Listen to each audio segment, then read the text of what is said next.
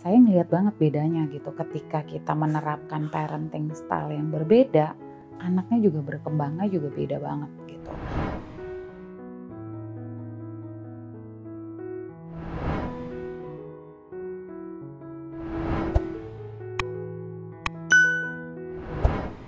Saya ngerasa punya anak tiga itu semuanya dibesarkan dengan cara yang beda. Walaupun orang tuanya satu, anaknya tapi tiga gitu. Kenapa saya bilang tiga? Karena ketika anak pertama, that would be the first time kita menjadi orang tua. Everything is so ideal gitu. Idealnya kenapa sih? Harus ini, harus itu, baca buku ini, baca dari internet ini, dari orang tua ini. Banyak banget source yang masuk ke kita sampai kita bingung which one is the right one gitu untuk ngegedein anak sendiri. Pada akhirnya apa sih yang paling benar? Ikutin gut feel kita sebagai ibu bahwa I know my son, I know my daughter, and I think this is the right one gitu. Teori bisa banyak, tapi pada akhirnya kita yang tahu anak kita dan mana yang cocok untuk anak kita. Anak pertama saya sifatnya lebih cool, lebih perfeksionis, very sharp gitu, idealis banget. Yang kedua itu anaknya lebih loose, lebih happy go lucky, lebih yang perfect sih perfect, tapi nggak perfect amat, nggak apa-apa gitu.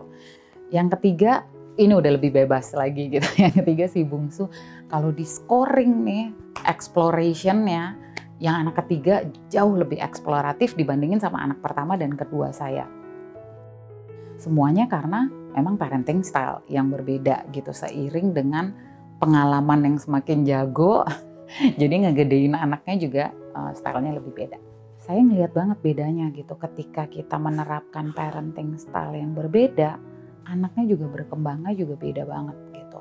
Saya tuh belajar terus, di situ saya ngerasa bahwa when you are a parent, sebenarnya cara membesarkan anak pun juga berbeda-beda sesuai dengan anaknya gitu. Sampai sekarang gitu. Karena Alfaiz-nya lebih perfeksionis anaknya, karena Alfaiz lebih kalem.